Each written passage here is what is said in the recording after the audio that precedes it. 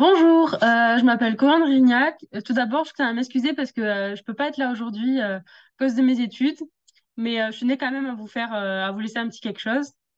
Donc, je vais vous présenter en fait les différents stages que j'ai pu faire à l'étranger durant mes années de BTS. Donc, moi, j'ai fait le BTS en 2018, de 2018 à 2020, et ensuite j'ai poursuivi mes études. Donc, j'ai fait une classe prépa à TS Bio, et aujourd'hui, je suis en école vétérinaire. Je suis en troisième année. Donc voilà. Et donc je vais vous faire un peu le compte rendu de mes stages, de ce que ça m'a apporté et de ce qu'il en reste, ce qui m'en reste aujourd'hui. Donc tout d'abord, je vais commencer par le stage que j'ai fait en Irlande. Donc c'était mon stage de deuxième année. On est parti à 4 et on est parti à Tigasque à Athenry. Donc c'est un centre de recherche qui travaille notamment avec les brebis. Donc, en fait, là-bas, nos journées, elles étaient réparties entre deux activités. Donc, le matin, on était à la ferme. Donc, on était vraiment au contact des animaux. Donc, il y avait plusieurs activités. Donc, d'abord, on s'occupait de tout ce qui était les agnelages, donc les mises bas des brebis. On s'occupait de voir si si ça se passait bien, s'il y avait des problèmes.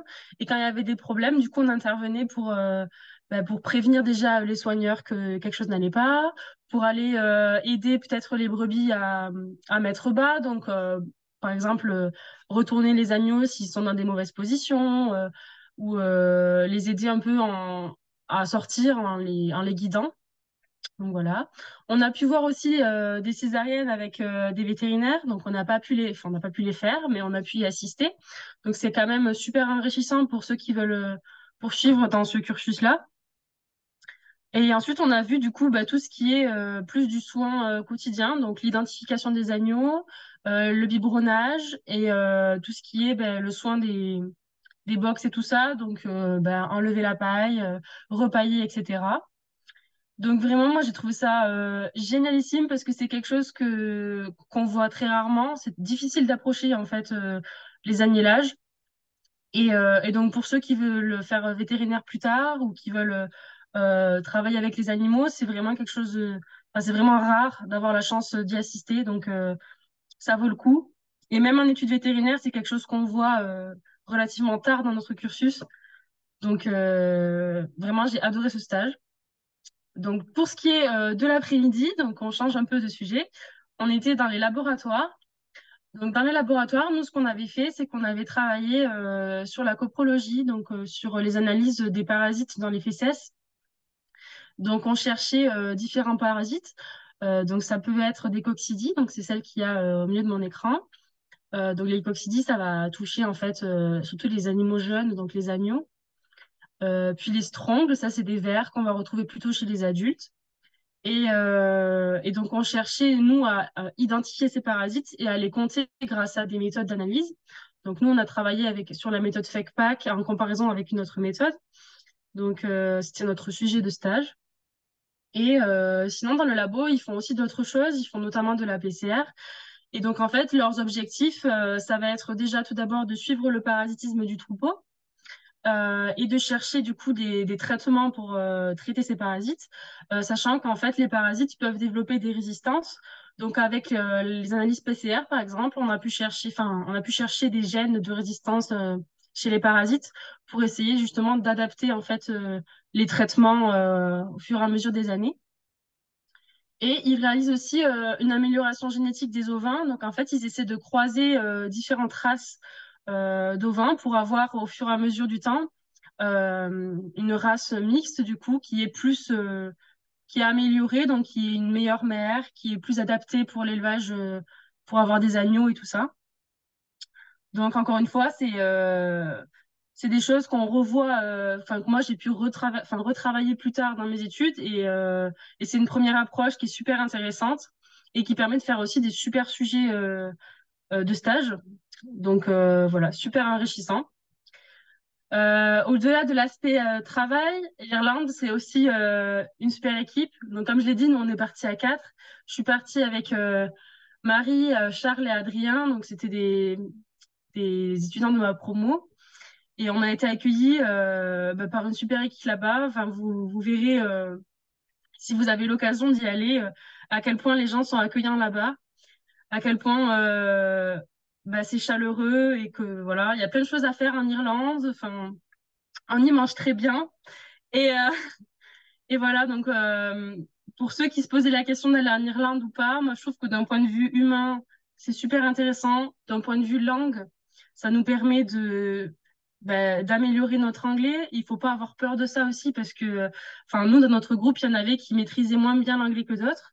Et au final, on s'est tous débrouillés, on a tous appris à parler. Et puis, moi, j'aime bien dire que la langue, ça passe pas que par les mots, ça passe par les visages, ça passe par les émotions. Et même si au début, les premières semaines, on a un peu de mal, mais au final, au fur et à mesure du temps, on communique très très bien et il n'y a aucun souci. Et il y a même un moment où on se rend pas compte qu'on parle en anglais tellement c'est facile. Et, euh, et voilà. Donc ça, c'était ma première expérience. Euh, voilà, j'avais eu l'occasion de travailler, je vous le montre ici, avec Philippe, qui est aujourd'hui directeur de Tigasque. Donc voilà, je l'ai connu quand il n'était pas encore directeur. Donc c'est sympa. Hop.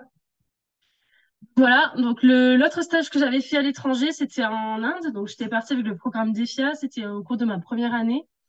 Donc c'était pendant l'été. On est parti, moi j'étais partie un mois et demi du coup. Et donc c'est un programme d'échange entre les étudiants français et les étudiants indiens et qui permet vraiment de découvrir, enfin un partage de culture. Les Indiens découvrent notre culture et ils nous font découvrir la leur. Et c'est une expérience qui pour moi a été pleine d'émotions et c'est une expérience qui m'a fait chavirer enfin, complètement. Donc voilà. Donc pour revenir un peu en détail sur ce qui s'est passé durant ce programme. Donc tout d'abord en fait il y a l'accueil des Indiens en France. Donc c'est 10 à 20 étudiants français qui accueillent les étudiants indiens en France, donc sur les différents campus. Donc, au tout début, il y a une rencontre en fait entre tous les étudiants français et tous les étudiants indiens. Donc, c'est sur une ou deux journées. Et on se rencontre autour de différentes activités. On va faire de la danse, des chants, des jeux de rôle, du rangoli. Le rangoli, c'est le petit mandala que je vous ai mis en bas. C'est réalisé avec du sable coloré. Enfin, voilà, donc c'est vraiment des journées où tout le monde se rencontre, où on commence à tisser des liens. Et, c'est vraiment deux mondes qui se rencontrent et moi enfin ces deux premiers jours, ça avait beau être les deux premiers, c'était déjà très intense en émotion. Et puis ensuite, du coup, on a eu la chance de pouvoir accueillir chez nous certains Indiens. Donc, par exemple, moi, j'ai accueilli chez moi trois étudiantes indiennes. Vous pouvez voir, on fêtait Pâques ici chez moi, on allait chercher les œufs dans le jardin et tout ça. Enfin, c'est vraiment l'occasion de leur montrer toute notre culture, de leur faire visiter des lieux qui sont importants pour nous. Enfin, moi, je leur ai fait visiter des musées et tout ça. C'est super intéressant et franchement, euh, enfin, on n'en garde que des bons souvenirs. Moi, elles ont eu l'occasion de cuisiner chez moi, de rencontrer mes parents qui ne savent pas parler anglais, qui ne savent pas parler indien non plus. Et pourtant, il y a eu des échanges merveilleux. Et voilà, on en a tous des super bons souvenirs. Et voilà, donc ça, c'était vraiment le début d'une grande famille. Donc après cet échange en France, c'est à notre tour de prendre nos bagages. Et donc on a été en Inde pendant un mois et demi. Et donc on est partis tous là-bas. Là-bas, on a accueilli donc à l'université de Pantnagar. C'est une grande université qui est au nord de l'Inde. Et donc là-bas, en fait, l'université est répartie en plusieurs organisations, plusieurs collèges, plusieurs départements. Et donc, nous, on a eu la chance d'aller dans le département de Basic Sciences, où on a travaillé un peu sur les plantes. Donc là-bas, par exemple, ce qu'ils peuvent développer, c'est ils vont faire de la recherche pour améliorer les plantes, pour les adapter à la sécheresse, pour les adapter en fait aux conditions qui sont en train de changer en Inde. Et voilà. Bon, ça, c'est pour l'aspect plus école, mais vraiment, c'est pas ce que j'ai le plus retenu de l'Inde. Ce qui m'a le plus marqué, c'est tout l'aspect culturel, à quel point ils ont été merveilleux dans leur accueil, à quel point ils nous ont partagé leur vie. Et enfin, c'est vraiment, on a des professeurs là-bas qui sont ultra impliqués, qui vont nous considérer comme leur famille. Les étudiants, c'est pareil, ils vont nous partager des chants, ils vont nous faire voyager. Nous avaient pris un peu en trek pour nous faire visiter tous les petits endroits sympas, tous les temples et tout ça, les petits coins. avec les plus belles vues et tout ça. Donc, je trouve que c'est vraiment une expérience qu'il faut pas rater si on a l'occasion de la faire, parce que ça, c'est une expérience qui nous fait grandir, qui nous change, qui nous bouleverse, qui nous ouvre un peu tous les, qui nous ouvre un peu les yeux, qui nous fait voir la vie d'une autre manière. Et moi, c'est vrai que je m'en suis ressortie un peu changée de cette expérience et voilà, j'aimerais que tout le monde puisse la faire pour comprendre, parce que c'est vraiment quelque chose qu'il faut vivre pour comprendre. Et voilà. Donc bon, je vais faire un peu un petit point sur l'expérience du voyage en elle-même, parce que pour moi, voyager, c'est partir à la découverte de l'autre. Et le premier inconnu à découvrir, c'est vous. Les voyages, ça nous fait changer parce qu'on se découvre nous-mêmes. Donc, enfin, si vous avez la chance de pouvoir partir, faites-le. Euh, donc, est-ce que ça vaut vraiment, vraiment le coup de partir? Oui, un grand oui. C'est vraiment au-delà de l'expérience du stage en elle-même. C'est vraiment super épanouissant. Ça vous change. C'est, vous êtes quelqu'un de nouveau quand vous revenez. Et voilà, faites-le. En termes de la langue, il y en a qui pourraient avoir aussi des peurs de se dire qu'on va pas y arriver, qu'on n'est pas assez fort en anglais ou en espagnol ou je sais pas quoi. C'est pas un problème, la langue. La langue, enfin, les échanges, ça se passe aussi, comme je disais tout à l'heure, par les émotions, par les regards, par les gestes. Et vous adapterez très vite. Et faut pas avoir peur de ça. Et au contraire, enfin, quand on en revient, on se rend même pas compte à quel point on a progressé. Et c'est que quand on revient et qu'on se dit, ah ben tiens, si je parle anglais, qu'on se rend compte que là, en fait, enfin, l'avant-après est incroyable. Et puis, même si vous n'avez pas, entre guillemets, les progrès que vous aimeriez avoir en langue, enfin, c'est pas grave, l'expérience en elle-même, rien que l'expérience humaine, est trop importante et trop belle pour ne pas être vécue. Par rapport à la poursuite d'études, je vais revenir encore sur ça. Moi, je pense que partir à l'étranger, c'est vraiment un énorme plus par rapport aux autres. Ceux qui veulent faire des prépas ou passer le concours veto, il faut se dire qu'il y a beaucoup d'étudiants qui auront pas fait ça. Ça va vous permettre de vous démarquer. Et vis-à-vis aussi des euros que vous pourrez avoir, il y a les professeurs d'école veto, en fait, ils cherchent, moi je trouve, en fait, c'est mon ressenti pour avoir passé les oraux, qui cherchent plus des personnalités et des personnes qui ont un caractère particulier plutôt que. Enfin, tout le monde est fort, mais ce qui fait votre personnalité, c'est ce qui vous rend unique et c'est ce qui va faire qu'on va se souvenir de vous. Donc, d'avoir vécu des choses un peu exceptionnelles et d'avoir cette ouverture sur le monde, c'est quelque chose qui va vous rendre unique et qui va vous permettre de vous démarquer. Donc, vraiment, si vous avez la chance de partir à l'étranger, c'est vraiment un énorme plus. Et voilà. Et enfin, je voudrais finir en vous disant que vous avez beaucoup de chance d'être à la Rock, que vous avez des professeurs qui sont exceptionnels et qui sont vraiment engagés pour vous faire partir et pour vous donner la chance de partir.